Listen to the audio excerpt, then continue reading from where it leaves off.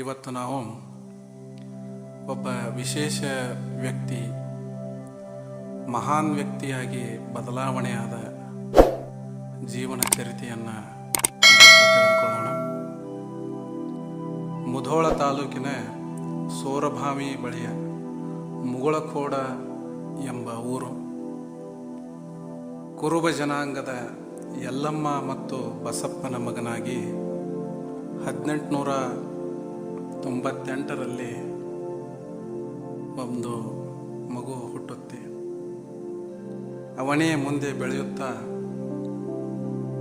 ಬಾಗಲಕೋಟೆಯ ಭಗವಂತ, ಲಡ್ಡು ಮುತ್ಯ, ವೈರಾಗ್ಯಶಾಲಿ, ತ್ಯಾಗಿ, ಮಹಾತ್ಮ, ಮಹಾಪುರುಷ, ಮಹಾಮಹಿಮ, ಲೋಕನಾಥ ಹೀಗೆ ಹಲವಾರು ಬಿರುದುಗಳಿಂದ ಪ್ರಸಿದ್ಧಿ ಆಗ್ತಾ ಹೋಗ್ತಾನೆ. ಆ ವ್ಯಕ್ತಿಯ ಜೀವನ ಚರಿತೆಯನ್ನು ಇವತ್ತು ನಾವು ತಿಳಿದುಕೊಳ್ಳೋಣ. 1898ರಲ್ಲಿ ಯಲ್ಲಮ್ಮ ಮತ್ತು ಬಸಪ್ಪನ ಮಗನಾಗಿ ಹುಟ್ಟಿದ ಈ ಮಗು ಮುಂದೆ ಬೆಳೀತಾ ಬೆಳೀತಾ ಎಲ್ಲ ಮಕ್ಕಳ ಹಾಗೆ ಬೆಳೀಲಿಲ್ಲ. ಹಲವಾರು ಸಮಸ್ಯೆಗಳನ್ನು ಒಳಗೊಂಡಂತಹ ಈ ಮಗು ಸ್ವಲ್ಪ ಮಂದ ಬುದ್ಧಿಯವನಾಗಿ ಬೆಳೀತಾ ಹೋಗ್ತಾನೆ. ತಂದೆ ತಾಯಿಗೆ ಇದು ಒಂದು ರೀತಿಯ ಚಿಂತೆ ಕಾಡಲು ಶುರುವಾಗುತ್ತೆ. ಅವನಿಗೆ ಮಲ್ಲಪ್ಪ ಅಂಥೇಳಿ ನಾಮಕರಣ ಮಾಡಿರ್ತಾರೆ. ಮಲ್ಲಪ್ಪ ಎಲ್ಲ ಮಕ್ಕಳ ರೀತಿಯಲ್ಲಿ ಬೆಳೆಯದೆ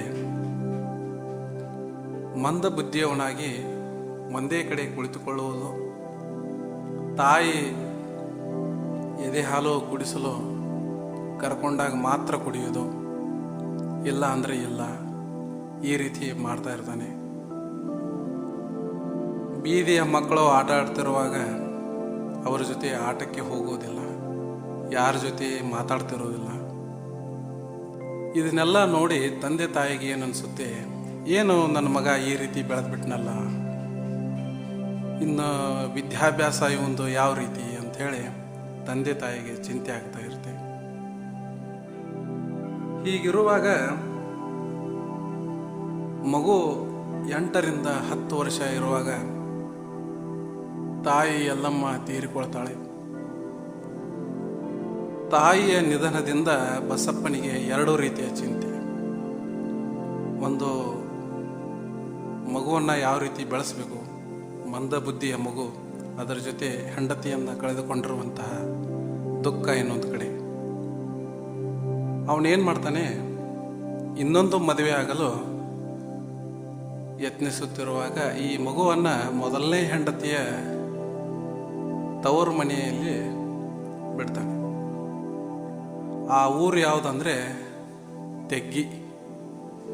ಈ ತೆಗ್ಗಿಯಲ್ಲಿ ಮಲ್ಲಪ್ಪನ ಅಜ್ಜಿ ಮಲ್ಲವ್ವ ಇವಳ ಬಳಿಯಲ್ಲಿ ಈ ಮಗುವನ್ನು ಬಿಡ್ತಾನೆ.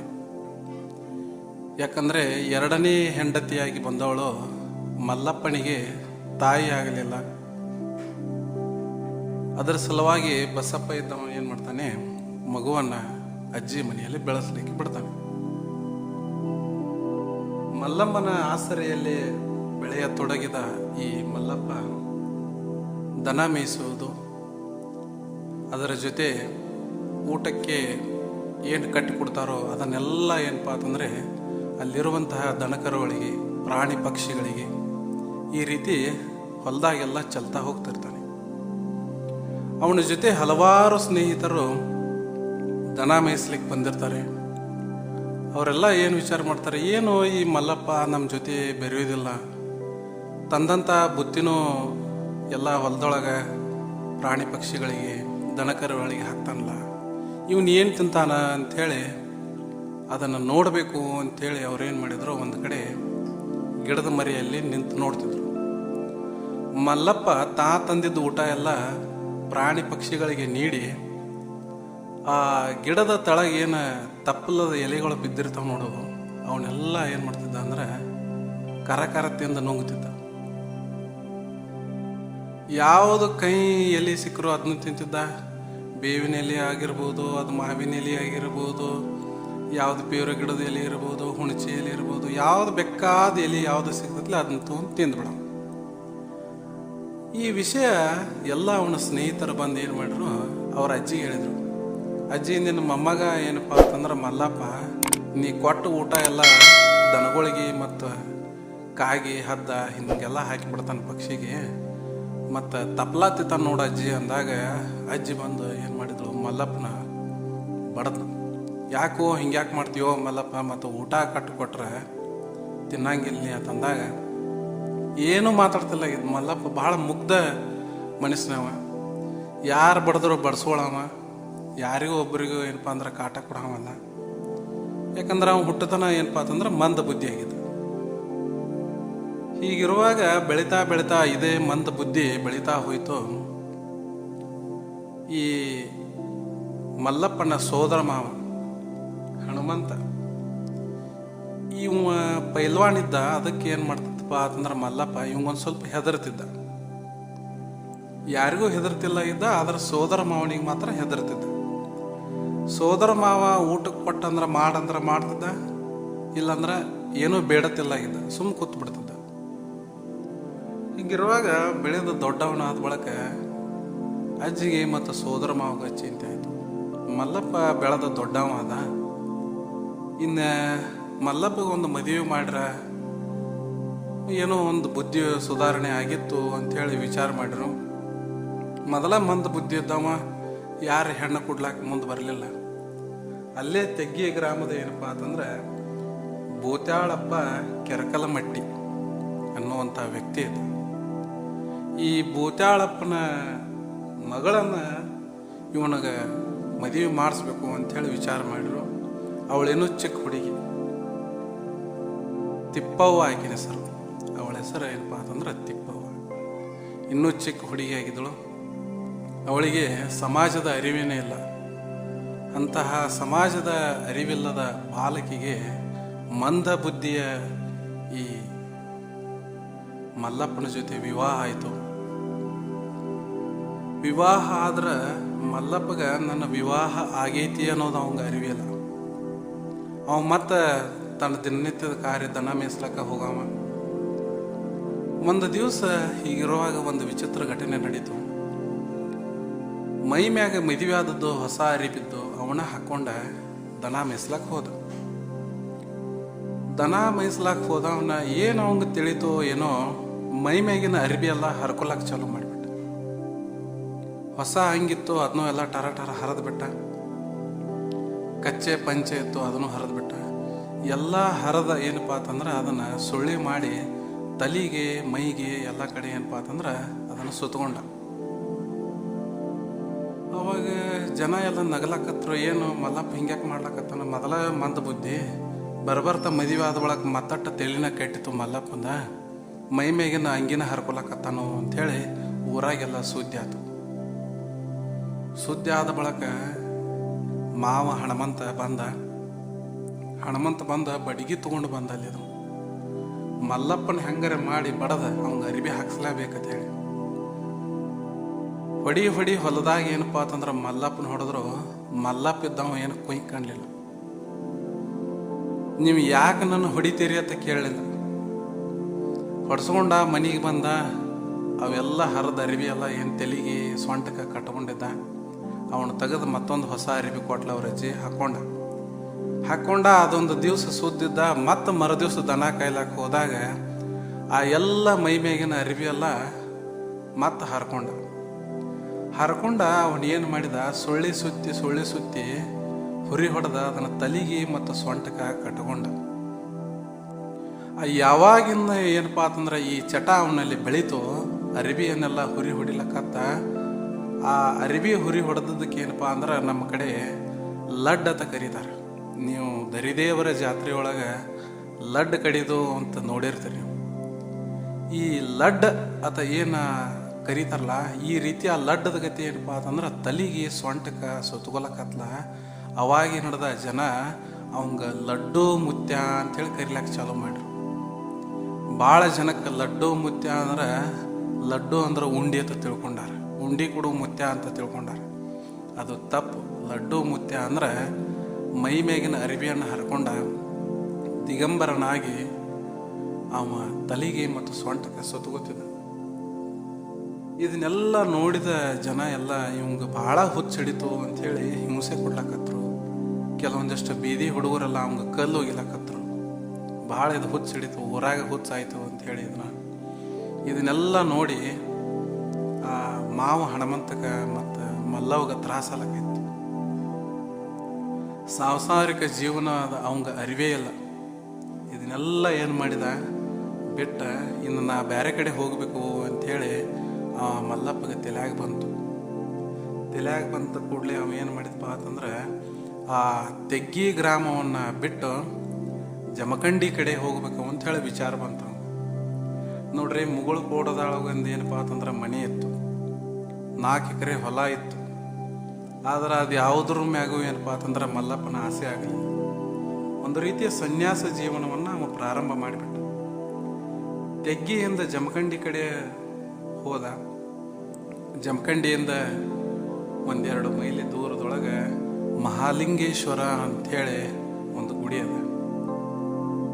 ಇವನ ಕಾಯಕ ಏನಪ್ಪ ಅಂತಂದ್ರೆ ಮಲ್ಲಪ್ಪಂದು ಮಹಾಲಿಂಗೇಶ್ವರನ ಗುಡಿಯ ಕಟ್ಟಿ ಮ್ಯಾಗ ಮಲ್ಕೊಳ್ಳೋದು, ಅಲ್ಲೇ ಆಜುಬಾಜು ಇದ್ದ 1-2 ಗಿಡಗಳು ತಪ್ಪಲಿ ಮ್ಯಾಗಿಂದ ಉದುರಿ ಇವನ ಮ್ಯಾಗ ಏನು ಬೀಳ್ತಿದ್ದಲ್ಲ ಅವನ ಕರ ತಿಂದು ಬಿಡವ.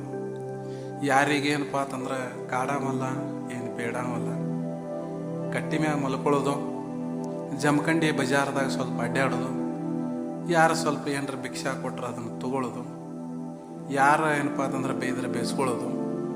ಬಜಾರ್ದಾಗ ತಿರುಗಾಡ್ತ ಮುಂದೆ ಕೆಲವೊಂದು ಅಂಗಡಿ ಮುಂದೆ ಹೋದ್ರೆ ಅವರು ಬಡಿಗೆಲೆ ಬಡದು ನುಗ್ಗಿಸ್ತಿದ್ರು ಹುಚ್ಚು ಬಂದಾನಂತ ಹೇಳಿ. ಅದನ್ನೂ ಏನಪ್ಪ ಅಂತಂದ್ರೆ ಸಹಿಸ್ಕೊಂಡು ಹಂಗೆ ಬರ್ತಿದ್ದ. ಮುಂಜಾನೆ ಅಲ್ಲೇ ಇದ್ದ ಬಾವಿಯಲ್ಲಿ ಜಳಕ ಮುಗಿಸ್ಕೊಂಡು ಮತ್ತು ಬಜಾರದೊಳಗೆ ಅಡ್ಡಾಡೋದು. ಆದ್ರೆ ಅಲ್ಲಿ ಒಂದು ವಿಶೇಷ ಏನಪ್ಪ ಅಂತಂದ್ರೆ ಈ ರೀತಿ ಹುಚ್ಚ ಊರಾಗೆಲ್ಲ ಅಡ್ಡಾಡ್ರು. ಅಲ್ಲಿ ಒಂದು ಆಣಿ ಕಿಂಡಿಯವರ ಒಂದು ಮಣಿತನ ಐತಿ. ಆ ಆಣಿ ಕಿಂಡಿಯವ್ರ ಮನ್ಯಾಗ ಏನು ಮಾಡ್ತಿದ್ದಪ್ಪ ಅದಂದ್ರೆ ಪ್ರಸಾದ ಸ್ವೀಕಾರ ಮಾಡ್ತಿದ್ದ. ಮತ್ತು ಅವನ ದಿನನಿತ್ಯ ಕಾಯಕ್ಕೆ ಏನಂದ್ರೆ ಜಮಖಂಡಿ ಒಳಗೆ ಬಜಾರದೊಳಗೆ ಅಡ್ಡಾಡೋದು. ದಿವಸ ಬಜಾರದಾಗ ಅಡ್ಡಾಡೋದು, ರಾತ್ರಿ ಮಹಾಲಿಂಗೇಶ್ವರನ ಕಟ್ಟಿ ಮೇಲೆ ಮಲ್ಕೊಳ್ಳೋದು. ಇದು ದಿನಂಪ್ರತಿ ಏನು ಆಯಿತು.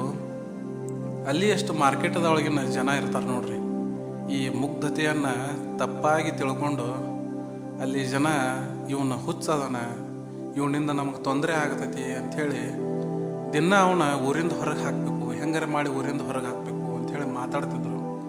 ಕೆಲವೊಂದಿಷ್ಟು ಸಣ್ಣ ಹುಡುಗರೆಲ್ಲ ಹಿಂದೆ ಇವನು ಬೆನ್ನತ್ತಿ ಅಡ್ಡಾಡ್ಕೋತ ಏನಪ್ಪ ಅಂತಂದ್ರೆ ಬರ್ತಿದ್ದು, ಕಟ್ಟಿಗೆಲೆ ತಿಮಿತಿದ್ರು, ಕಲ್ಲು ಹೋಗಿತಿದ್ರು, ಎಲ್ಲ ಮಾಡಿಸ್ಕೋತಿದ್ದ. ಯಾರಿಗೂ ಏನು ಅಂತಿಲ್ಲಾಗಿದ್ದ. ಹೀಗಿರುವಾಗ ಏನಪ್ಪ ಅಂತಂದ್ರೆ ಇವರ ತೊಂದರೆ ಭಾಳ ತೀವ್ರತೆ ಮಟ್ಟ ತಲುಪಿತು. ಜಮಖಂಡಿ ಒಳಗೆ ಅವಂಗ ಇರೋದು ತೊಂದರೆ ಆಗ್ಲಿಕ್ಕಿತ್ತು. ಅವಾಗ ಅವನ ಮುಂದಿನ ನಡೆ ಏನಾಯ್ತು ಅಂದ್ರೆ ಬಾಗಲಕೋಟೆ ಕಡೆ ಹೋಗಬೇಕು ಅಂಥೇಳಿ ವಿಚಾರ ಬಂತು. ಜಮಖಂಡಿ ಒಳಗೆ ಏನಪ್ಪ ಅಂತಂದ್ರೆ ಬ್ಯಾಸರ ಆದ ಒಳಗೆ ಬಾಗಲಕೋಟೆ ಕಡೆ ಪ್ರಯಾಣ ಮಾಡೋ ಸಂದರ್ಭದಾಗ ಮತ್ತೆ ತೆಗ್ಗಿ ಮ್ಯಾಗಿಂದ ಹಾಸಿ ಹೋಗ್ಬೇಕಾಗಿತ್ತು. ತೆಗ್ಗಿ ಒಳಗೆ ನೋಡ್ರಿ ಅಜ್ಜಿ ಮನೆ. ಅಲ್ಲಿ ಹೋಗುವಾಗ ಅಜ್ಜಿ ನೆನಪಾಯಿತು. ಮನೆಗೆ ಹೋದ ಒಳಗೆ ಮಲ್ಲವ್ವ ಅಂಥೇಳಿ 1-2 ಸಲ ಒದರಿದ. ಮಲ್ಲವ್ವ ಮನೆಯೊಳಗೆ ಇಲ್ಲ. ಯಾಕಂದ್ರೆ ಮಲ್ಲವ್ವ ಏನಾಗಿದ್ದಳು ಅಂದ್ರೆ ತೀರ್ಕೊಂಡು ಬಿಟ್ಟಿದ್ಲು. ಕಣ್ಣಂಚಲ್ಲಿ ಸ್ವಲ್ಪ ನೀರು ತೆಗೆದುಕೊಂಡು ಬಂದ ಏನು ಮಾಡಿದ, ಅವನ ಮಾತು ಯಾರಿಗೂ ಅಷ್ಟು ಸರಿಯಾಗಿ ಅರ್ಥ ಆಗ್ತಿಲ್ಲಾಗಿತ್ತು. ಯಾಕಂದ್ರೆ ಮೊದಲ ಹುಚ್ಚಂತ ಅಂತಿದ್ರು. ಏನೋ ತುಟಿ ಮ್ಯಾಗ 4 ಅಕ್ಷರಗಳನ್ನು ಏನು ಮಾಡ್ತಿದ್ದ, ಬಡಬಡಿಸ್ತಿದ್ದ. ಹಸು ಆದ್ರೆ ರೊಟ್ಟಿ ಅಂಥೇಳಿ 1-2 ಸಲ ಆಗ್ತಿದ್ದ. ಕೊಟ್ರ ಉಣ್ತಿದ್ದ, ಇರ್ಲಿಕ್ಕೆ ಇಲ್ಲ. ಅಲ್ಲಿಂದ ಬಾಗಲಕೋಟೆಗೆ ಬಂದವನ ಏನಪ್ಪ ಅಂತಂದ್ರೆ ಬಾಗಲಕೋಟೆ ಇನ್ನೊಂದು 4 ಕಿಲೋಮೀಟ್ರ್ ಇತ್ತು. ಅಲ್ಲೊಂದು ಗಿಡದ ಹತ್ತಿರ ಏನಪ್ಪ ಅಂತಂದ್ರೆ ನದಿ ಹರಿತಾ ಇತ್ತು, ಹಳ್ಳ ಹರಿತಾ ಇತ್ತು. ಆ ಹಳ್ಳ ದಾಟಿ ಹೋದ ಕೂಡಲೇ ಒಂದು 4-5 ಕಿಲೋಮೀಟರ್ದೊಳಗಿತ್ತು ಬಾಗಲಕೋಟೆ. ಊರೊಳಗೆ ಹೋಗಲೇ ಇಲ್ಲ. ಅಲ್ಲಿ ಒಂದು ಭೂಮಿ ಬಿರುಕು ಬಿಟ್ಟು ಒಂದು ಗವಿಗತೆ ಆಗಿತ್ತು. ಇವ ಕುಂಡು ಪೂರ್ತಿಗೆ ಒಂದು ಸ್ವಲ್ಪ ತೆಗ್ಗ ಬಿದ್ದಿತ್ತು. ಆ ತೆಗಿನ್ಯಾಗ ಹೋಗಿ ಇವ ಕೂತ್ಬಿಟ್ಟ. ನೋಡ್ರಿ, ಇವಂಗ ಮನಿ ಇಲ್ಲ, ಮಠ ಇಲ್ಲ, ಮೈ ಮ್ಯಾಗಂತೂ ಅರಿವಿನೇ ಇಲ್ಲ. ನನಗೆ ಚಳಿ ಆಗತೈತೆ ಅನ್ನೋದು ಕಲ್ಪನಾ ಇಲ್ಲ, ನನಗೆ ಬಿಸಿಲು ಬಡಿತೈತೆ ಅನ್ನೋ ಕಲ್ಪನಾನೂ ಇಲ್ಲ. ಎಲ್ಲಿ ನೀರು ಸಿಗ್ತಾವ ಅಲ್ಲಿ ಕುಡಿತಿದ್ದ, ಭೂಮಿ ಎಲ್ಲಿ ಅವನು ಕರಿತಿತ್ತೋ ಅಲ್ಲಿ ಮಲ್ಕೋತಿದ್ದ. ಮುಂಜಾನೆ ಎದ್ದವನೇ ಆ ತೆಗಿನಾಂದ ಎದ್ದು ಏನು ಮಾಡ್ತಿದ್ದ ಅಂದ್ರೆ ಅಲ್ಲೇ ದಿನನಿತ್ಯದ ಕೆಲಸ ಕಾರ್ಯಗಳನ್ನು ಮುಗಿಸ್ಕೊಂಡು ಬಾಗಲಕೋಟಕ್ಕೆ ಏನಪ್ಪಾ ಅಂತಂದ್ರೆ ಊರೊಳಗೆ ಹೋದ. ಆ ಸಂದರ್ಭದೊಳಗೆ 1942ರಲ್ಲಿ ಬಾಗಲಕೋಟದೊಳಗೆ ಬಹಳ ಭಯಂಕರ ಬರಗಾಲ ಬಂದಿತ್ತು. ಎಷ್ಟು ಬರಗಾಲಪ್ಪ ಅಂತಂದ್ರೆ ಮನುಷ್ಯರು ಎಷ್ಟೋ ಜನ ಊಟ ಇಲ್ದ ಸಾಯಲಕ್ಕತ್ತಿದ್ರು. ಸಣ್ಣ ಸಣ್ಣ ಮಕ್ಕಳನ್ನ ಏನಪ್ಪ ಅಂತಂದ್ರೆ ಶ್ರೀಮಂತರಿಗೆ ದತ್ತಕ ಕೊಡ್ತಾ ಇದ್ರು. ಮಕ್ಕಳನ್ನ ಮಾರಿ ಊಟ ಮಾಡುವಂಥ ಪರಿಸ್ಥಿತಿ ಬಂದಿತ್ತು. ಎಷ್ಟೋ ಜನ ಊರು ಬಿಟ್ಟು ಹೋದರು. ಅದಕ್ಕೆ ಸಜ್ಜಿ ಬರ ಅಂಥೇಳಿ ಕರೀತಾರೆ. ಭಾಳ ಕಷ್ಟಕರವಾದಂತಹ ಬರಗಾಲ ಬಂತು. ಎಷ್ಟೋ ಜನ ಶ್ರೀಮಂತರಿದ್ದವರು ಗಂಜಿ ಕೇಂದ್ರಗಳನ್ನು ತೆಗೆದ್ರು. ಇಂಥ ಗಂಜಿ ಕೇಂದ್ರದೊಳಗರೆ ಎಷ್ಟು ದಿವಸ ನಡೀತೈತ್ರಿ? ಒಂದು 2 ದಿವಸ, ಒಂದು ವಾರ ನಡೆದಿತ್ತು. ಅಲ್ಲಿ ಸಹ ಊಟದ ಕೊರತೆ ಉಂಟಾಯಿತು. ಊಟಕ್ಕೆ ಬಡಿಸಿರ ಮಂದಿ ತಮ್ಮ ಎಡೆಯಾಗಿಂದ ತಿನ್ನೋದಲ್ದ ಮತ್ತೊಬ್ಬರ ಎಡೆಯಾಗ ಕೈ ಹಾಕಿ ಏನಪ್ಪ ಅಂತಂದ್ರೆ ಊಟ ಕಸ್ಕೊಂಡು ತಿನ್ನುವಂಥ ಪರಿಸ್ಥಿತಿ ಎದುರಾಯಿತು. ಆ ಸಂದರ್ಭದೊಳಗೆ ಲಡ್ಡು ಮುತ್ಯಾನ ಅಲ್ಲಿ ಪಾದಸ್ಪರ್ಶ ಆಗಿತ್ತು. ಇದನ್ನೆಲ್ಲ ನೋಡಿ ಲಡ್ಡು ಮುತ್ಯ ಏನು ಮಾಡಿದಪ್ಪ ಅಂತಂದ್ರೆ ಆಕಾಶದ ಕಡೆ ಮುಖ ಮಾಡಿ, ಏನಪ್ಪ ದೇವರ ಇಂಥ ಪರಿಸ್ಥಿತಿಯನ್ನು ಜನರಿಗೆ ಕೊಟ್ಟುಬಿಟ್ಟಿದೆ ಅಂಥೇಳಿ ತನ್ನ ತಲೆಗೆ ಸುತ್ತಿರುವಂತಹ ಒಂದು ಆ ಲಡ್ಡನ್ನು ತೆಗೆದುಕೊಂಡು ಏನಪ್ಪ ಅಂದ್ರೆ ಜೋರಂಗೆ ಆಕಾಶದೊಳಗೆ ತಿರುಗಿಸಿದ. ಏನೂ ಮೋಡ ಇರಲಾರ್ದಂತಹ ಸ್ವಚ್ಛ ಆಕಾಶದೊಳಗೆ ಇದ್ದಕ್ಕಿದ್ದಂತೆ ಮೋಡಗಳೆಲ್ಲ ಬಂದ ಜೋರು ಮಳೆ ಸುರಿಸ್ಬಿಟ್ಟು. ಇದನ್ನೆಲ್ಲ ಅಲ್ಲಿದ್ದ ಜನ ಏನಿದು ವಿಚಿತ್ರ, ಎಂಥ ಸ್ವಚ್ಛ ಆಕಾಶ ಇತ್ತು, ಬರಗಾಲ ಬಿದ್ದಿತ್ತು, ಏಕಾಏಕಿ ಮಳೆ ಬಂತಲ್ಲ ಅಂಥೇಳಿ ಇದನ್ನೆಲ್ಲ ಕಣ್ಣು ತುಂಬಿಕೊಂಡ್ರು ಅವರು. ಅಲ್ಲಿ ಜನ ಎಷ್ಟು ಆಶ್ಚರ್ಯಚಕಿತ ಆಗಿದ್ರಂದ್ರೆ ಇಂಥ ವಿಸ್ಮಯವನ್ನು ಮಾಡಿರುವಂತಹ ಮಹಾಪುರುಷ ಯಾರಪ್ಪ ಅಂಥೇಳಿ ಲಡ್ಡು ಮುತ್ಯಾನ ಹತ್ತಿಗೆ ಓಡೋಡಿ ಜನ ಬರ್ತಿದ್ರು. ಈ ಸುದ್ದಿ ಆದದ್ದೇ ತಡ ಒಬ್ಬರ ಕಿವಿಯಿಂದ ಎಲ್ಲ ಬಾಗಲಕೋಟೆ ಜಿಲ್ಲೆ ಎಲ್ಲ ಹಬ್ಬಿತು. ಅವಾಗಲೇ ಗದ್ದನಕೇರಿ, ಬಾಗಲಕೋಟ ಇಲ್ಲೆಲ್ಲ ಏನಪ್ಪ ಅಂತಂದ್ರೆ ಲಡ್ಡು ಮುತ್ಯ ಅಡ್ಡಾಡ್ತಿದ್ರು. ಒಂದು ಸಲ ಏನು ಪವಾಡ ಆಯಿತು ಅಂತಂದರೆ 2 ಕಿಲೋಮೀಟ್ರ್ ದೂರದಲ್ಲಿರುವಂತಹ ಒಂದು ಪೈಪ್ ಫ್ಯಾಕ್ಟ್ರಿ ಬಿರುಕು ಬಿಟ್ಟಂತಹ ಒಂದು ಪ್ರದೇಶದೊಳಗೆ ಲಡ್ಡು ಮುತ್ಯ ಏನು ಮಾಡಿದ್ದಪ್ಪ ಅಂತಂದ್ರೆ ಮಲ್ಕೊಂಡಿದ್ದ. ಬೆಳಿಗ್ಗೆ ಎದ್ದು ಮತ್ತೆ ತನ್ನ ನಿತ್ಯದ ಕೆಲಸ ಕಾರ್ಯಗಳನ್ನು ಮುಗಿಸ್ಕೊಂಡು ಬಜಾರದೊಳಗೆ ಅಡ್ಡಾಡ್ತಿದ್ದ. ದಿನ ಕಳೆದಂತೆ ಲಡ್ಡು ಮುತ್ಯನ ಮುಖದೊಳಗೆ ಏನು ಬದಲಾಗೈತಪ್ಪ ಅಂತಂದ್ರೆ ಒಂದು ಪೂಜ್ಯ ಕಳೆ ಮೂಡ್ತಾ ಬಂತು, ಒಂದು ದೈವಿ ಕಳೆ ಮೂಡ್ತಾ ಬಂತು. ಮೊದಲು ಇಲ್ಲಾರದಂತಹ ಆ ಕಳೆ ಬರಬರ್ತಾ ಲಡ್ಡು ಮುತ್ಯನ ಮುಖದೊಳಗೆ ಆ ದೈವಿ ಕಳೆ ಮೂಡ್ತಾ ಬಂತು. ಅವಾಗ ಅವ ಬಜಾರದೊಳಗೆ ಯಾರ ಅಂಗಡಿ ಮುಂದೆ ಹಾದು ಹೋತನಲ್ಲ, ಆ ಯಾರ ಅಂಗಡಿಗೆ ಏನಪ್ಪ ಅಂದ್ರೆ ಪಾದ ಸ್ಪರ್ಶ ಮಾಡ್ತಾನ, ಆ ಅಂಗಡಿಯೊಳಗೆ ವಿಶೇಷವಾಗಿ ಏನಪ್ಪ ಅಂತಂದ್ರೆ ಎಂದೂ ಆಗಲಾರ್ದಷ್ಟು ಲಾಭ ಆ ದಿವಸ ಆಗ್ತಿತ್ತು. ಇದನ್ನ ಸ್ವಲ್ಪ ಜನ ಏನಂತಿದ್ರು ನೋಡಿದವರು, ಆಜು ಅಂಗಡಿಯವರು, ನೋಡಪ್ಪ ಹುಚ್ಚನ ಒಳಗೆ ಕರ್ಕೊಂಡು ಕೂತಾನ ನೋಡತ್ ಹೇಳಿ ಸ್ವಲ್ಪ ಜನ ಬೈತಿದ್ರು. ಇನ್ನು ಸ್ವಲ್ಪ ಜನ ಈ ಮಹಾಪುರುಷ ನಮ್ಮ ಅಂಗಡಿಗೆ ಬಂದಾನಪ್ಪ, ಅವ ಏನು ತಿಂತಾನೆ ತಿನ್ನಲಿ, ಅವ ಏನು ಕುಡಿತಾನೆ ಕುಡಿಲಿ, ನಾವೇನೂ ಮಾತಾಡೋದು ಬೇಡ ಅಂಥೇಳಿ ಸುಮ್ಮಕೊಂಡಿದ್ರು. ಒಂದು ಸಲ ಏನಾಗಿತ್ತು, ಒಂದು ಮಿಠಾಯಿ ಅಂಗಡಿ ಒಳಗೆ ಲಡ್ಡು ಮುತ್ಯ ಕಾಲಿಟ್ಟ. ಅಲ್ಲಿ ಇದ್ದ ಬದ ಉಂಡಿನೆಲ್ಲ ತಾನು ತಿಂದ. ಅವನ ಹಿಂದೆ ಏನು ಓಡಾಡ್ತಿದ್ದಲ್ಲ ಸಣ್ಣ ಸಣ್ಣ ಹುಡುಗರು, ಅವ್ರಿಗೆಲ್ಲ ಅಲ್ಲಿದ್ದ ಉಂಡಿನೆಲ್ಲ ಹಂಚಲಕತ್ತ. ಪಾಪ ಬಡ ವ್ಯಾಪಾರಿ ಇದನ್ನು ನೋಡ್ಲಕತ್ತ. ನೋಡಿ ಒಂದೂ ಮಾತಾಡಲಿಲ್ಲ, ಸುಮ್ಮನೆ ನೋಡಕತ್ತ, ಏನು ಮಾಡ್ತಾನಪ್ಪ ಮಾಡಲಿ ಅಂತೇಳಿ. ಅವಂಗೆ ಯಾಕೆ ಕೊಡಾತಿ ಅಂತ ಹೇಳಿ ಅನ್ಲಿಲ್ಲ, ಒಂದು ಬೈಲಿಲ್ಲ, ಒಂದು ಹೊಡಿಲಿಲ್ಲ.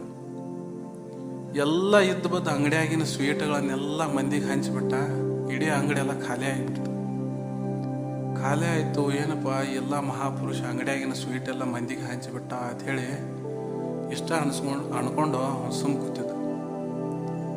ಮರುದಿವ್ಸ ಏನಾಯ್ತಪ್ಪ ಅಂತಂದ್ರೆ ಅವನ ಅಂಗಡಿಗೆ ಎಂದೂ ಬರಲಾರ್ದಷ್ಟು ಜನ ಅವನ ಅಂಗಡಿಗೆ ಅವನ ಸ್ವೀಟ್ ತೊಗೊಳಕ್ಕೆ ಬಂದರು. ದಿನಂಪ್ರತಿ ಕಳೆದಂತೆ ಆ ಅಂಗಡಿ ವ್ಯಾಪಾರ ಎಷ್ಟು ವೃದ್ಧಿ ಆಯ್ತಪ್ಪ ಅಂತಂದ್ರೆ ಅವ ಅತಿ ಶ್ರೀಮಂತ ವ್ಯಕ್ತಿಯಾಗಿ ಬೆಳೆದಾಕತ್ತ. ಇದನ್ನು ನೋಡಿ ಅವನ ಅಂಗಡಿ ಮುಂದೆ ಒಬ್ಬ ಬಾಳೆಹಣ್ಣಿನ ಅಂಗಡಿ ಹೋಯ್ತ. ಒಂದ್ಸಲ ಲಡ್ಡು ಮುತ್ಯ ಅವನ ಅಂಗಡಿ ಮುಂದೆ ಹಾಯೋದು ಸುಮ್ಮ ಒಂದು ಬಾಳೆಕಾಯಿನ ಹರಿಬೇಕಂತ ಹೇಳಿ ಅವನ ಕೈ ಹೆಚ್ಚಿದ್ದ. ಅಂಗಡಿ ಅವ್ನಿಗೆ ಸೆಟ್ ಬತ್ತು, ಬಡಿಗೆ ತೊಗೊಂಡು ಅವನ ಕೈ ಮ್ಯಾಗ ಒಂದು ಬಡ್ದ ಬಿಟ್ಟು, ನನ್ನ ಬಾಳೆಕಾಯಿ ಮುಟ್ಕೊಂಡು ನೀ ಸರಿಯ ಕಡೆ ಹೋಗ ಕಡಿತೇವೆ ಬೈದ. ಇಷ್ಟಾಗಿದ್ದ ತಡ ಲಡ್ಡು ಮುತ್ಯ ಏನೋ ಅಂದಿಲ್ಲ. ಏನೋ ಅವನ ತೊಟ್ಟಿ ಮ್ಯಾಗ ಏನು ಬರ್ತದೆ ಅದನ್ನಷ್ಟು ಬಡಬಡಿಸ್ತಿದ್ದ. ಅದು ಯಾರಿಗೂ ಕೇಳಿಸ್ತನೋ ಇಲ್ಲಾಗಿತ್ತು. ಅವನು ಹೋಗಿಬಿಟ್ಟು ದಿನ ಕಳೆದಂತೆ ಬಾಳೆಕಾಯಿ ವ್ಯಾಪಾರ ಫುಲ್ ನಶಿಸಿ ಹೋಗ್ಬಿಡ್ತು. ಎಷ್ಟು ಶ್ರೀಮಂತಿಕೆತೆಯಿಂದ ಮೆರಿತಿದ್ಲ ಅಷ್ಟು ಅವಂಗೇನಪ್ಪ ಅಂತಂದ್ರೆ ಬಡತನ ಆವರಿಸ್ಬಿಡ್ತು. ಇಲ್ಲ ಸಲ್ಲದ ಕಷ್ಟಗಳೆಲ್ಲ ಬಂದ್ಬಿಟ್ಟು. ಹಿಂಗೆ ಈ ವಿಚಾರ ಎಲ್ಲ ಜನರಿಗೆ ಹಬ್ಬಿದ ನಂತರ ಒಬ್ಬ ಮುಸ್ಲಿಂ ವ್ಯಕ್ತಿ, ಡೋಂಗ್ರಿ ಸಾಬ್ ಅಂತ ಹೇಳಿ ಅವನ ಹೆಸರು, ಲಡ್ಡು ಮುತ್ಯಾನ ನೋಡಬೇಕು ಅಂಥೇಳಿ ಭಾಳ ಆಸೆಯಿಂದ ಭಾಳ ದೂರಿಂದ ಬಂದಿರ್ತಾನ. ಅವಾಗ ಎಷ್ಟೋ ಜನ ಲಡ್ಡು ಮುತ್ಯಾರನ್ನ ನೋಡಬೇಕು, ಅವರಿಂದ ಆಶೀರ್ವಾದ ಪಡ್ಕೋಬೇಕು ಅಂಥೇಳಿ ಪ್ರಯತ್ನ ಪಟ್ಟರು, ಸಾಧ್ಯ ಆಗ್ತಿಲ್ಲಾಗಿತ್ತು. ಯಾಕಂದ್ರೆ ಹಲವಾರು ಜನ ಬಂದು ಏನು ಮಾಡ್ತಿದ್ರು, ಅವನ್ನ ನೋಡ್ಬೇಕಂತ ಹೇಳಿ ಬಂದು ವಸ್ತಿ ಇರ್ತಿದ್ರು. ಆದ್ರೆ ಅದು ಆಗ್ತಿಲ್ಲ. ಈ ಡೋಂಗ್ರಿ ಸಾಬ್ನು ಸಹ ಒಂದು ದಿವಸ ಬಂದು ಏನು ಮಾಡಿದಪ್ಪ ಅಂತಂದ್ರೆ ಲಡ್ಡು ಮುತ್ಯಾನ ನೋಡಿ ಅವನ ಆಶೀರ್ವಾದ ಪಡ್ಕೋಬೇಕು ಅಂಥೇಳಿ ವಿಚಾರ ಮಾಡಿದ. ಭಾಳ ಕಾಯ್ಲಕತ್ತ. ಕಾದ ನಂತರ ಲಡ್ಡು ಮುತ್ಯಾನ ದರ್ಶನ ಆಯಿತು. ಅಪ್ಪ, ನಾ ಭಾಳ ದೂರಿಂದ ಬಂದಾನಿ, ಬಡತನದೊಳಗೆ ಸಾಕಾಗೈತಿ, ಭಾಳ ಕಷ್ಟದ ಜೀವನ ನಡೆಸ್ಲತ್ತೀನಿ, ಏನಾದರೂ ನನಗೆ ಉಪಾಯ ಹೇಳ್ರಿ, ಏನಾದರೂ ಸಲಹೆ ಕೊಡ್ರಿ ಅಂತಂದಾಗ ಲಡ್ಡು ಮುತ್ಯಾರು ಭಾಳ ಮಾರ್ಮಿಕವಾಗಿ ಒಂದು ಮಾತು ಹೇಳ್ತಾರೆ. ಏನಪ್ಪ ಅಂತಂದ್ರೆ, ನೀ ನನ್ನ ಮಾರ್ಕೊಂಡು ತಿನ್ನೋಗು ಅಂತ ಹೇಳ್ತಾರೆ. ಇದು ಡೋಂಗ್ರಿ ಸಾಬ್ಗೆ ಗೊತ್ತೇ ಆಗೋದಿಲ್ಲ. ಏನು ಹಿಂಗೆ ಅಂದ್ಬಿಟ್ರಲ್ಲ ಇವ್ರ, ನನ್ನ ಮಾರ್ಕೊಂಡು ತಿನ್ನಂದ್ರು. ಆಯ್ತು ಹ್ಞೂ ಅಂದವ. ಅಲ್ಲಿ ಎದ್ದ ಎಲ್ಲ ಒಂದು ದಿವ್ಸ ವಿಚಾರ ಮಾಡಿದ, 2 ದಿವಸ ವಿಚಾರ ಮಾಡಿದ. ಏನು ಗೊತ್ತಾಗ್ಬೋತ್ತವ, ನನ್ನ ಮಾರ್ಕೊಂಡು ತಿನ್ನಂದಾರಂದ್ರೆ ಹೆಂಗೆ ಮಾರೋದು ಅವ್ರನ್ನ ಅಂತೇಳಿ. ಹಿಂಗೆ 4 ಮಂದಿಗೆ ಎಲ್ಲರಿಗೂ ಹೇಳಕತ್ತ, ನಾ ಲಡ್ಡು ಮುತ್ಯಾನತ್ತಿಗೆ ಹೋಗಿದ್ನಿ ಮತ್ತು ಮಾರ್ಕೊಂಡು ತಿನ್ನಂದನು ಅಂತೇಳಿ. ಏನು ನನಗೆ ತಿಳಿವತ್ತಂದು ಕೂಡಲೇ ಒಬ್ಬರು ಶಾಣ್ಯಾರು ಏನಂದ್ರು, ನನ್ನ ಮಾರ್ಕೊಂಡು ತಿನ್ನಂದ್ರೆ ಅವ್ರ ಫೋಟೋ ಚಾಪ್ಸು, ಅದನ್ನು ನೀ ಮಾರು, ಅದರಿಂದ ನಿನಗೆ ಉಪಜೀವ ನಡಿತೈತಿ ಅಂದಂಗಪ್ಪ ಇದ್ರ ಅರ್ಥ ಅಂತೇಳಿ ಅಂದಾಗ ಒಂದು ಕ್ಯಾಮ್ರಾ ತಂದು ಫೋಟೋಗ್ರಾಫರ್ನ ಕರೆಸಿ ಒಂದು ಲಡ್ಡು ಮುತ್ಯಾನ ಫಸ್ಟ್ ಕ್ಲಾಸ್ ಒಂದು ಫೋಟೋ ತೆಗೆದು ಅದನ್ನೆಲ್ಲ ಫ್ರೇಮ್ ಹಾಕಿ ಎಲ್ಲ ಕಡೆ ಮಾರ್ಲಕ್ಕತ್ತ. ದಿನ ಕಳೆದಂತೆ ಅವನ ಬಡತನ ಎಲ್ಲ ಕಡಿಮೆಯಾಗಿ ಭಾಳ ಒಳ್ಳೆಯ ಜೀವನ ನಡೆಸ್ಲಾಕ ಅದೊಂದು ಅನುಕೂಲ ಆಯಿತು. ಅದಾದ ನಂತರ ಮದರಕಂಡಿ ಒಳಗೆ ಏನಪ್ಪ ಅಂತಂದ್ರೆ ಒಂದು ವಿಶೇಷ ಘಟನೆ ನಡೀತೈತಿ. ಮದರಕಂಡಿ ಒಳಗೆ ಒಬ್ಬರ ಮನೆಗೆ ಊಟಕ್ಕೆ ಆಹ್ವಾನ ಮಾಡಿರ್ತಾರೆ. ಆ ಆಹ್ವಾನ ಮಾಡಿದ ಮನೆಯೊಳಗೆ ಮೊದಲ ವಿಚಾರ ಮಾಡಿರ್ತಾರೆ, ಇಂದ ಲಡ್ಡು ಮುತ್ಯ ಅವರು ನಮ್ಮ ಮನೆಗೆ ಊಟಕ್ಕೆ ಬರ್ತಾರ ಅಂಥೇಳಿ. ಆದರೆ ಯಾರೂ ಅವ್ರನ್ನ ನೋಡಿರೋದಿಲ್ಲ. ಸ್ವಲ್ಪ ಜನ ಏನು ತಿಳ್ಕೊಂಡು ಬಿಟ್ಟಿರಪ್ಪ ಅಂತಂದ್ರೆ, ಲಡ್ಡು ಮುತ್ಯ ಅಂದ್ರೆ ಭಾಳ ಮಹಾನ್ ಪುರುಷ ಅದಾನು, ಮೈತುಂಬ ವಸ್ತ್ರ ಒಡವೆಗಳನ್ನು ಹಾಕ್ಕೊಂಡು, ಕಾವಿ ಬಟ್ಟೆ ಅದು ಹಾಕ್ಕೊಂಡು 10-20 ಮಂದಿ ಜೋಡಿ ಬರ್ತಾನೋ ಅದೆಲ್ಲ ಹಿಂಗೆ ತಿಳ್ಕೊಂಡ್ಬಿಟ್ಟಿದ್ರು. ಆದ್ರೆ ಲಡ್ಡು ಮುತ್ಯಾನ ನೋಡ್ರೆ ಒಂದು ರೀತಿ ಹುಚ್ಚನ ರೀತಿ, ಮೈ ಮ್ಯಾಗ ಏನಪ್ಪ ಅಂತಂದ್ರೆ ಅರಿಬಿಲ್ಲ, ಜಳಕ್ಕಿಲ್ಲ, ಏನಿಲ್ಲ, ಮೈ ಎಲ್ಲ ಹೊಲಸ ದಿಗಂಬರನಾಗಿ ಇರಾವ ಇವ. ಯಾರಿಗೂ ಗೊತ್ತಿಲ್ಲ, ಗುಣಾಚಾರ ಇಲ್ಲ. ಲಗ್ ಅವ್ರ ಮನೆಗೆ ಹೋಗಿಬಿಟ್ಟ. ಅವ್ರ ಮನ್ಯಾನ ಹೆಂಗೆ ಸೊಬ್ಬಾಕಿ ಹೊರಗೆ ಬಾಂಡೆ ತಿಕ್ಲಾಗ್ತದೆ. ಇವನು ನೋಡಿದ್ದ ತಡ ಒಮ್ಮೆ ಹುಚ್ಚ ಬಂದ ಅಂತ ಹೇಳಿ ಚೀರಿ ಬಿಟ್ಟಳಾಗಿ. ಯಾರೋ ವಿಚಿತ್ರ ಮನುಷ್ಯನ ಬಂದ ಅಂದಾಗ ನಮ್ಮ ಮನೆಗೆ ಚೀರಿ ಬಿಟ್ಟಳು. ಚೀರಿದ ತಡ ಮನ್ಯಾಂದ ಹೆಣ್ಮಕ್ಳೆಲ್ಲ ಓಡಿ ಓಡಿ ಒಳಗಿಂದ ಬಂದರು, ಯಾರು ಅಂತೇಳಿ. ಅದರೊಳಗೆ ಒಂದಿಬ್ಬರು ಜನಕ್ಕೆ ಓಹೋ ಲಡ್ಡು ಮುತ್ಯಾರು ಬಂದಾರು ಅಂಥೇಳಿ ಗೊತ್ತಾಯ್ತು. ನೋಡ್ರಿ, ಈ ಚೀರಿದ ಮಹಿಳೆಗೆ ಸ್ವಲ್ಪ ಸಮಯದ ನಂತರ ಲಡ್ಡು ಮುತ್ಯಾನ ನೋಡಿ ಒಂದು ರೀತಿಯ ಆಕಿನ ಮನಸ್ಸಿನೊಳಗೆ ಪೂಜನೀಯ ಭಾವನೆ ಬರ್ಲಿಕ್ಕೆ ಸ್ಟಾರ್ಟ್ ಆಯಿತು. ಸಾಕ್ಷಾತ್ ಭಗವಂತನ ಅವನ ಮುಖದಲ್ಲಿ ಕಾಣಿಸಿರುವಂಥ ಅನುಭವ ಆಯಿತು. ಆಯ್ತು, ಇವ ಆ ಮನೆಯೊಳಗೆ ಹೋಗಲೇ ಇಲ್ಲ. ಆ ಮಹಿಳೆ ಹತ್ತಿಕ ಬಂದು ಏನಂತಾನ, ರೊಟ್ಟಿ ಅಂತ ಹೇಳಿ 2 ಸಲ ಒದರ್ತಾನ. ಇವನ ಮಾತಾ ಅಷ್ಟ, ಭಾಳ ಮಾತಾಡವಲ್ಲ, ಏನೋ ಕೆಲವೊಂದಿಷ್ಟು ಗುಣಿಗರನು ಯಾರಿಗೆ ಕೇಳಿಸ್ತಾನೋ ಇಲ್ಲ ಇತ್ತು. ರೊಟ್ಟಿ ಅಂದ ಕೂಡಲೇ ಆಕೆ ಮಹಿಳೆ ಇದ್ದಾಕಿ ಹುಡ್ಕೊತ ಹೋಗಿ ಒಳಗಿಂದ ದುರ್ಡ್ಯಾಗಿಂದ 1-2 ರೊಟ್ಟಿ ತಂದು ಕೊಟ್ಲು.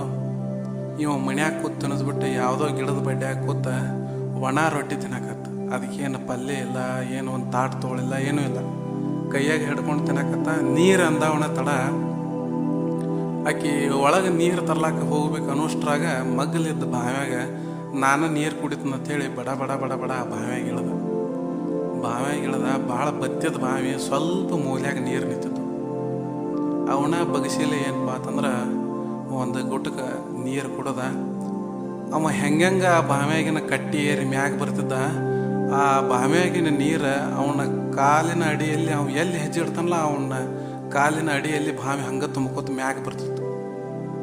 ಎಷ್ಟೋ ವರ್ಷಗಳಿಂದ ಏನಪ್ಪ ಅಂತಂದ್ರೆ ನೀರು ಇಲ್ಲದಂತಹ ಆ ಪಾಳು ಬಿದ್ದ ಬಾವಿ ತುಂಬ್ಕೋತ ಮ್ಯಾಗ ಬಂದಿತ್ತು. ಆ ಬಾವಿ ನೀರು ಫುಲ್ ತುಂಬಿ ತುಳುಕ್ತಿತ್ತು. ನೋಡಿದವರೆಲ್ಲ ಎಂಥ ವಿಚಿತ್ರಪ್ಪ ಇದು ಘಟನೆ ಅಂಥೇಳಿ ಆಶ್ಚರ್ಯಚಕಿತಾಗಿದ್ರು. ಅದಾದ ನಂತರ ಗದ್ದನಿಕೇರಿ ಒಳಗೆ ಒಂದು ಪವಾಡ ಆಯಿತು. ಈ ಬಿಜಾಪುರ ಬಾಗಲಕೋಟೆ ಮಾರ್ಗವಾಗಿ, ಹುಬ್ಬಳ್ಳಿ ಮಾರ್ಗವಾಗಿ ಹೋಗಬೇಕಾದ್ರೆ ಗದ್ದನಿಕೇರಿ ಅಂಥೇಳಿ ಹತ್ತತಿ. ಈ ಗದ್ದನಿಕೇರಿ ಒಳಗೆ ಏನಪ್ಪ ಅಂತಂದ್ರೆ ಲಡ್ಡು ಮುತ್ಯಾರು ನಡ್ಕೋತ ಹೋಗೋ ಸಂದರ್ಭದಾಗ ಒಂದು ಲಾರಿ ಹೊಂಟಿತ್ತು. ಆ ಲಾರಿಗೆ ಏನಪ್ಪ ಅಂತಂದ್ರೆ ಲಡ್ಡು ಮುತ್ಯ ಕೈ ಮಾಡಿದ. ಇವು ಯಾವ ಹುಚ್ಚು ಕೈ ಮಾಡ್ತಾನೆ ಅಂದಂಗೆ ಲಾರಿ ಒಳಗೆ ಇದ್ದಂತಹ ಡ್ರೈವರ್ ಏನು ಮಾಡಿದ, ಅದನ್ನು ತರಬಲಿಲ್ಲ, ಹಂಗೆ ಸ್ಪೀಡ್ ಹೊಡೆದ. 2 ಕಿಲೋಮೀಟ್ರ್ ಹೋಗಿತ್ತು ಗದ್ದನಕೇರಿ ದಾಟಿ. 2 ಕಿಲೋಮೀಟ್ರ್ ಹೋಗಿ ಗಾಡಿ ನಿಂತು ಬಿಡ್ತು. ಏನಿದು ವಿಚಿತ್ರ, ಗಾಡಿ ನಿಂತಿತ್ತಲ್ಲ ಅಂಥೇಳಿ ಡ್ರೈವರ ಎಲ್ಲ ನಮ್ನಿ ಚೆಕ್ ಮಾಡಕತ್ತ. ಎಣ್ಣೆ ಐತಿಲ್ ನೋಡಿದ, ಗಾಲಿ ಏನು ಪಂಚರ್ ಆಗ್ಯಾವನ್ ನೋಡಿದ, ಎಲ್ಲ ಕರೆಕ್ಟ್ ಅದ, ಇಂಜಿನ್ ಚೆಕ್ ಮಾಡಿದ, ಎಲ್ಲ ಕರೆಕ್ಟ್ ಅದ. ಆದರೂ ಯಾಕೆ ಗಾಡಿ ನಿಂತು ಅಂಥೇಳಿ ಮುಂದೆ ನೋಡುವಷ್ಟರೊಳಗೆ 2 ಕಿಲೋಮೀಟ್ರ್ ಹಿಂದೆ ಇದ್ದಂತಹ ವ್ಯಕ್ತಿ ಅವನು ಕಣ್ಣು ಮುಂದೆ ಪ್ರತ್ಯಕ್ಷ ಆಗಿಬಿಟ್ಟ. ಏನಿದು ವಿಚಿತ್ರ, 2 ಕಿಲೋಮೀಟ್ರ್ ಹಿಂದೆ ಇದ್ದ ವ್ಯಕ್ತಿ ಒಮ್ಮೆ ಮತ್ತೆ ನನ್ನ ಕಣ್ಣು ಮುಂದೆ ಬಂದನಲ್ಲ, ಲಾರಿಗಿಂತ ಸ್ಪೀಡ್ ಹೆಂಗೆ ಬಂದಿವ ಅಂಥೇಳಿ ನೋಡಕತ್ತಿದ್ದ. ಆ ವ್ಯಕ್ತಿಯ ಮುಖದೊಳಗೆ ಕಾಂತಿಯನ್ನು ನೋಡಿ ಅವಂಗೆ ಗೊತ್ತಾಗ್ಬಿಡ್ತು, ಯಾವ ಮಹಾಪುರುಷನ ಅದಾನ ಅಂಥೇಳಿ. ನಾ ಮಾಡಿದ್ದು ತಪ್ಪಾಯಿತು ಅಂಥೇಳಿ ಅವನ ಕಾಲ ಮ್ಯಾಗ ಬಿದ್ದ. ನನ್ನ ಗಾಡಿ ಚಲಿಸುವಂತೆ ಮಾಡ್ರಿ, ಮತ್ತು ನಾ ಇನ್ನೂ ಭಾಳ ದೂರ ಹೋಗ್ಬೇಕಾಗೈತಿ ಅಂತಂದಾಗ ಲಡ್ಡು ಮುತ್ಯಾರ ಆ ಲಾರಿಗೆ ಕೈ ಹೆಚ್ಚಿ ನಡೀಲಿ ಅಂಥೇಳಿ 2 ಸಲ ಅಂದರು. ಆಯಿತು, ಅವನ ಗಾಡಿ ಸ್ಟಾರ್ಟ್ ಆಗಿ ಅವನು ಹೋಗಿಬಿಟ್ಟ. ಅದೇ ರಸ್ತೆಯೊಳಗೆ ಏನಪ್ಪ ಅಂತಂದ್ರೆ ಗದಿಗೆಪ್ಪ ಅಂಥೇಳಿ ಒಂದು ಹೊಲ ಇತ್ತು. ಲಡ್ಡು ಮುತ್ಯ ಯಾರು ಹಾದಿ ಮ್ಯಾಗ ಬರ್ತಾರಲ್ಲ ಅವ್ರ ಕಡೆ ರೊಟ್ಟಿ ಅಂಥೇಳಿ ಬೇಡಿ 2 ರೊಟ್ಟಿ ತಿನ್ಕೋತ ಬರೋ ಸಂದರ್ಭದೊಳಗೆ ಆ ಗದಿಗೆಪ್ಪನ ಹೊಲ ಏನಪ್ಪ ಅಂತಂದ್ರೆ ಅಲ್ಲಿತ್ತು. ಗದಿಗೆಪ್ಪ ತಲೆ ಮ್ಯಾಗ ಕೈ ಇಟ್ಕೊಂಡು ಚಿಂತಿಕ್ರಾಂತ ಆಗಿ ಕುಂತು ಬಿಟ್ಟಿದ್ದ. ಯಾಕಂದ್ರೆ ಬಾಗಲಕೋಟೆ ಸೈಡ್ ಏನಪ್ಪ ಅಂದ್ರೆ ಸ್ವಲ್ಪ ಮಳೆ ಕಡಿಮೆ, ಮಳೆ ಆಧಾರಿತ ಏನಪ್ಪ ಅಂದ್ರೆ ಬೆಳೆಗಳು ಅಲ್ಲಿ ಜಾಸ್ತಿ ಆಗಿನ ಸಂದರ್ಭದೊಳಗೆ ಮಳೆ ಇಲ್ಲದ ಅವನ ಹೊಲದೊಳಗೆ ಬೆಳೆ ಇಲ್ಲ ಆಗಿತ್ತು. ಭಾಳ ಎಲ್ಲ ರೀತಿ ಕೆಲಸ ಮಾಡಿದ್ದ, ಆದ್ರೆ ಬೆಳೆ ಅಷ್ಟಕ್ಕಷ್ಟ ಬರ್ತಿತ್ತು. ಭಾಳ ಚಿಂತೆ ಮಾಡ್ತಿದ್ದ ಗದಿಗೆಪ್ಪ. ಅವನ ಹೊಲಕ್ಕೆ ಏಕಾಏಕಿ ಈ ಲಡ್ಡು ಮುತ್ಯಾರು ಮಾಡಿಬಿಟ್ರು ಅಂದ್ರೆ ಒಳಗೆ ಹೋದ್ರು ಹೊಲ್ದಾಗ. ಇವೇನು ಗದಿಗೆಪ್ಪ ಬರ್ರಿ ಅಂತ ಕರೆದದ್ದು ಅಲ್ಲ, ಏನೂ ಅಲ್ಲ. ಯಾರು ಕರಿತಿದ್ರಲ್ಲ ಅವ ಅಲ್ಲಿ ಹೋಗುತ್ತಿಲ್ಲ. ಅವ್ರ ತಲೆಯಾಗ ಏನು ಬರ್ತಿತ್ತಲ್ಲ ಅದು ಮಾಡ್ತಿದ್ರು. ಎಲ್ಲಿ ಹೋಗ್ಬೇಕು ಅನಿಸ್ತಿತ್ತು ಅವರು ಹೋಗ್ತಿದ್ರು, ಎಲ್ಲಿ ತಿನ್ಬೇಕು ಅನಿಸ್ತಿತ್ತು ಅಲ್ಲಿ ತಿಂತಿದ್ರು. ಎಲ್ಲಿ ಮಲ್ಕೋಬೇಕು ಅನಿಸುತ್ತೆ ಅಲ್ಲಿ ಮಲ್ಕೋತಿದ್ರು. ಅವ್ರಿಗೆ ಯಾವುದೇ ಇನ್ನೂವರೆಗೆ ಮಠ ಇಲ್ಲ, ಮನಿ ಇಲ್ಲ, ಯಾರು ಸಂಬಂಧಿಕರಿಲ್ಲ, ಏನೇನೋ ಇಲ್ಲ. ಗದಿಗೆಪ್ಪನ ಹೊಲದೊಳಗೆ ಹೋಗಿ ಏನು ಮಾಡಿಬಿಟ್ರಂದ್ರೆ ಕೈಯಾಗ ಒಂದು ತುಣುಕು ರೊಟ್ಟಿ ತುಣುಕಿತ್ತು. ಆ ತುಣುಕನ್ನೆಲ್ಲ ಏನಪ್ಪ ಅಂತಂದ್ರೆ ಮುಟಿಗ್ಯಾಗ ಪುಡಿ ಪುಡಿ ಮಾಡಿ ಹೊಲದಾಗ ಒಮ್ಮೆ ಉದುರಿಸ್ಬಿಟ್ರು. ಗದಿಗೆಪ್ಪ ಇದನ್ನೆಲ್ಲ ನೋಡಿ ಮೂಗು ವಿಸ್ಮಿತರಂತೆ ಕೂತ್ಬಿಟ್ಟಿದ್ದ. ಏನು ಮಾಡ್ಲತ್ತ ನೀವ, ಏನು ಸುದ್ದಿ ಅಂತ. ಅವನು ಚಿಂತೆ ಅವಂಗ, ಇವ್ ಮಾಡಾವ ಇವ ಏನಪ್ಪ ಅಂತಂದ್ರೆ ಮಾಡ್ತಿದ್ದ. ಅಷ್ಟ ರೊಟ್ಟಿ ತುಣುಕ ಹೋಗಿ ಒಗದ ಏನಪ್ಪ ಅಂತಂದ್ರೆ ಹೊಲ ದಾಟಿ ಹೊರಗೆ ಬಂದಿದ್ದ. ಗದಿಗೆಪ್ಪನ ಹೊಲದಾಗ ಮಳೆ ಬರಾಕತ್ತಿದ್ರಿ. ಬ್ಯಾರೆ ಎಲ್ಲಿಯೂ ಮಳೆ ಇಲ್ಲ, ಆದ್ರೆ ಗದಿಗೆಪ್ಪನ ಹೊಲದಾಗರೆ ಮಳೆ ಬರ್ಲಾತತಿ. ಗದಿಗೆಪ್ಪಗೂ ವಿಚಿತ್ರ ಆಯ್ತು, ಏನಿದು ವಿಚಿತ್ರ, ಹೆಂಗ ಆಜು ಬಾಜು ಎಲ್ಲಿ ಮಳೆ ಬರ್ವತ್ತು, ನಾನು ಹೊಲಕರೆ ಮಳೆ ಬರ್ಲಾತತಿ ಅಂಥೇಳಿ ಎಂಥ ಪವಾಡ ಪುರುಷ ನನ್ನ ಹೊಲದಾಗ ಕಾಲಿಟ್ಟಪ್ಪ ಅಂಥೇಳಿ ಹಾಡಿ ಹೊಗಳ ಕೊಂಡಾಡಿದ. ಅದೇ ವರ್ಷ ಏನಪ್ಪ ಅಂತಂದ್ರೆ 1ಕ್ಕೆ 4ರಷ್ಟು ಅವನ ಹೊಲದೊಳಗೆ ಬೆಳೆ ಬಂತು. ಬೆಳೆದ ಶ್ರೀಮಂತಾಗಿ ಊರೊಳಗೆ ಏನಪ್ಪ ಅಂತಂದ್ರೆ ಚಲೋ ಹೆಸರು ಪಡ್ಕೊಂಡ. ಅದಾದ ನಂತರ ಏನಾಗಿತ್ತು ಅಂತಂದ್ರೆ ಈ ಬಾದಾಮಿ ತಾಲೂಕಿನ ಲಾಯಗುಂದಿ ಗ್ರಾಮದ ಭೀಮಪ್ಪಗ ಮಕ್ಕಳಿಲ್ಲಾಗಿತ್ತು. ಒಂದೇ ಹೆಂಡತಿಗೆ ಏನಪ್ಪ ಅಂತಂದ್ರೆ ಮಕ್ಕಳಿಲ್ಲದ ಸಂದರ್ಭದೊಳಗೆ ಮೊದಲನೇ ಹೆಂಡತಿ ಏನಂದು ಭೀಮಪ್ಪಗ, ನೋಡ್ರಿ ನನಗಂತೂ ಮಕ್ಕಳ ಭಾಗ್ಯ ದೇವರು ಕೊಟ್ಟಿಲ್ಲ, ನನ್ನಿಂದ ನಿಮ್ಮ ಸಂತತಿಯನ್ನು ನೀವು ಇಲ್ಲೇ ಕೊನೆಗೊಳಿಸ್ಬೇಡ್ರಿ, ನೀವು ಇನ್ನೊಂದು ಮದುವೆ ಆಗ್ರಿ ಅಂಥೇಳಿ ಮೊದಲನೇ ಹೆಂಡತಿದ್ದಕ್ಕಿನ ಸ್ವತಃ ಗಂಡಗೆ ಇನ್ನೊಂದು ಮದುವೆ ಮಾಡಿಸಿರ್ತಾಳೆ. ನೋಡ್ರಿ ಆಕಿ ಅಂಥ ಮಹಾನ್ ವ್ಯಕ್ತಿಪ್ಪ ಅಂತಂದ್ರೆ ತನಗೆ ಮಕ್ಕಳೆಲ್ಲ ತೇಳಿ ಗಂಡಗೆ ಇನ್ನೊಂದು ಏನಪ್ಪ ಅಂತಂದ್ರೆ ಮದುವೆ ಮಾಡ್ಕೊಳಕ್ಕೆ ಅವಕಾಶ ಮಾಡಿಕೊಟ್ಲು. ಮಹಾಸತಿ ಅವಳು. ಆದರೆ ವಿಪರ್ಯಾಸ ಏನಾಗಿತ್ತು ಅಂತಂದ್ರೆ 2ನೇ ಹೆಂಡತಿಗೂ ಕೂಡ ಮಕ್ಕಳಾಗಲಿಲ್ಲ. ಆದ್ರೆ ಭೀಮಪ್ಪ ಮಾತ್ರ ಊರೊಳಗೆ ಶ್ರೀಮಂತ ವ್ಯಕ್ತಿ ಇದ್ದ. ಎಲ್ಲ ದವಾಖಾನೆ ತೋರ್ಸವ, ಯಾರು ಡಾಕ್ಟ್ರ್ ಏನು ಔಷಧ ಕೊಟ್ಟರು ಎಲ್ಲ ಮಾಡವ. ಆದ್ರೆ ಮೊದಲನೇ ಹೆಂಡತಿಗೂ ಮಕ್ಕಳಾಗಲಿಲ್ಲ, 2ನೇ ಹೆಂಡತಿಗೂ ಮಕ್ಕಳಾಗಲಿಲ್ಲ. ಹೀಗಿರುವಾಗ ಆಜು ಬಾಜು ಜನ ನೋಡ್ರಿ ಸುಮ್ಮಿರಂಗಿಲ್ಲ. ಅವ್ರು ದಿವಸ ಏನೇನ್ರ ಮಾತಾಡವ್ರ ಅದನ್ನು ಕೇಳಿ ಭೀಮಪ್ಪಗೆ ಮೊದಲನೇ ಹೆಂಡತಿಗಾಗಲಿ 2ನೇ ಹೆಂಡತಿಗಾಗಲಿ ದುಃಖ ಭಾಳ ಆಗ್ತಿತ್ತು. ಹೀಗಿರುವಾಗ ಊರಾಗ ಲಡ್ಡು ಮುತ್ಯಾರು ಬಂದಾರು ಅಂಥೇಳಿ ಸುದ್ದಿ ಹಬ್ಬಿತು. ಮೊದಲನೇ ಹೆಂಡತಿ ಭೀಮಪ್ಪನ ಮೊದಲನೇ ಹೆಂಡತಿ ಲಡ್ಡು ಮುತ್ಯಾರ ಬಗ್ಗೆ ಏನಪ್ಪ ಅಂತಂದ್ರೆ ಸಾಕಷ್ಟು ಕೇಳಿರ್ತಾಳೆ. ಅವಾಗ ಆಕಿ ಏನು ವಿಚಾರ ಮಾಡ್ತಾಳಪ್ಪ ಅಂತಂದ್ರೆ, ರೀ ನಾವು ಒಂದು ಕೆಲಸ ಮಾಡೋನು, ಪ್ರತಿ ಸರ ದವಾಖಾನಿಗೆ ಹೋಗ್ತೀವೋ, ಈ ಸರ ದವಾಖಾನಿಗೆ ಹೋಗೋ ಬದಲಿ ಲಡ್ಡು ಮುತ್ಯಾರನ್ನ ನಾವು ನೋಡಕ್ಕೆ ಹೋಗೋಣ ಅಂಥೇಳಿ ವಿಚಾರ ಮಾಡಿ. ಭೀಮಪ್ಪ ನೋಡ್ರಿ ಭಾಳ ಒಳ್ಳೆ ಮನುಷ್ಯ. ಆಯಿತು, ಮತ್ತು ಎಷ್ಟು ಪ್ರಯತ್ನ ಮಾಡಿದೀವಲ್ಲ, ಮಹಾನ್ ಪುರುಷ ಬಂದಾನಂತೆ, ಆಯ್ತು ನಡಿ ಹೋಗಿ ನೋಡ್ಕೊಂಡು ಬರೋಣ ಅಂತ ಹೇಳಿ. ನೋಡ್ರಿ ಊರಾಗ ಲಡ್ಡು ಮುತ್ಯಾರ ಬಂದಿದ್ದೆ ತಡ ಊರಾಗಿನ ಮಂದಿಲ್ಲ ಜಾತ್ರೆ ಬಂದಂಗೆ ಅವ್ರ ಬೆನ್ನ ಹತ್ತಿ ಬರ್ಲಾಕಿತ್ತು. ಅವ್ರನ್ನ ನೋಡಲಾಕ ನುಗ್ಲ. ಸಣ್ಣ ಹುಡುಗರಂತೂ ಒಂದು ನಮನಿ ಅವು ತಿಳಿಲಾರ್ದ ಹುಚ್ಚದಾನ ಅಂದಂಗೆ ನಗತಿದ್ದು, ಆಡ್ತಿತ್ತು, ಕುಣದಾಡ್ತಿದ್ದು.